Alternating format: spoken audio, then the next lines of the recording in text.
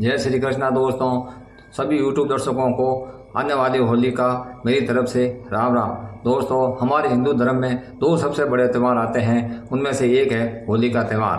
दोस्तों, इस वर्ष होली 13 मार्च गुरुवार फागुन शुक्ल 14 को है। इस दिन सुबह 10:36 से लेकर रात्रि 11:30 तक भद्रा का समय है। इसलिए दोस्तों, होलिका दहन भद्रा उतरने के बाद यानी 11:30 बजने के बाद ही किया जाएगा।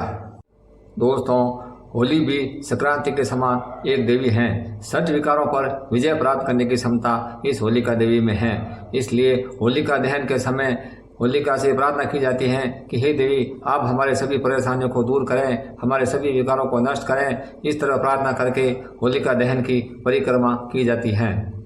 दोस्तों, होली के दिन अग्नि देवता की पूजा करने से भक्ति के तेज में वृद्धि होती है। होली के दिन किए गए यज्ञ से प्रकृति मानव के अनुकूल हो जाती है और अच्छी वर्षा होने से सृष्टि संपन्न बनती है। होली के दिन शाम के समय सभी परिवार वालों को सदस्यों को न्योता देकर अपने घर बुलाते हैं और एक साथ बैठकर खाना खाते हैं और फिर रात्रि को अच्छा मुहूर्त देकर होली का दहन करते हैं। दोस्तों, होली ब्रह्मांड का एक तेजो उत्सव है। होली के दिन ब्रह्मांड में विभिन्न तेजोमय तरंगों का भ्रमण बढ़ता है। इसके कारण अनेक रंग आवश्यकता अनुसार साकार होते हैं। इन रंगों का स्वागत हेतु दूसरे दिन हम धुलेड़ी का उत्सव मनाते हैं।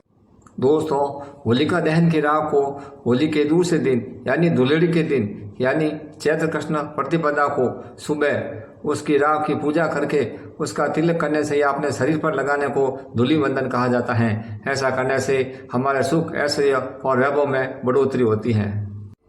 दोस्तों, त्रेता युग के आरंभ में पृथ्वी पर किए गए पहले यज्ञ के दूसरे दिन भगवान विष्णु ने उस यज्ञ स्थल भूमि की पूजा वंदना करके उसकी मिट्टी को अपने दोनों हाथों में उठाकर उसे हवा में उड़ाकर विभिन्न रंगों द्वारा अपने अवतार का आरंभ किया। उस समय दोस्तों, ऋषि मुनियों ने यज्ञ की राख को यानी विभूति को अपने शरीर पर लगाया। तब उन्हें महसूस हुआ कि यज्ञ की राख बहुत पावन होती है, उसमें सभी बीमारियों को दूर करने में समर्थ होता है। इसीलिए दोस्तों, उसी की याद में यह धुलेड़ी का पर्व मनाया जाता है। होली को एक कथा बहुत प्रचलित है भक्त प्रहलाद और हिरण्यकश्यप की। हिरण्यकश्यप ने अपने पुत्र भक्त प्रहलाद को मारने की बहुत कोशिश की, लेकिन हर बार भगवान नारायण उसको बचा लेते थे। एक दिन उसने अपनी बहन होलिका को बुलाया और उसे कहा कि तू इस भक्त प्रहलाद को अपनी अग्नि में जला दे, क्योंकि तुझे अग्नि में न जलने का वरदान प्राप्त है। तब होलिका ने अपने भतीजे भक्त प्रहलाद को बहला फुसलाकर अपनी गोद में बैठाकर उसे अग्नि में जलाने की कोशिश की, लेकिन दोस्तों, सच का बोलबाला होता है, इसलिए भक्त प्रहलाद सच के कारण जल न सका और वह होलिका उस अग्नि में अपने झूठ के कारण जलकर भस्म हो गई।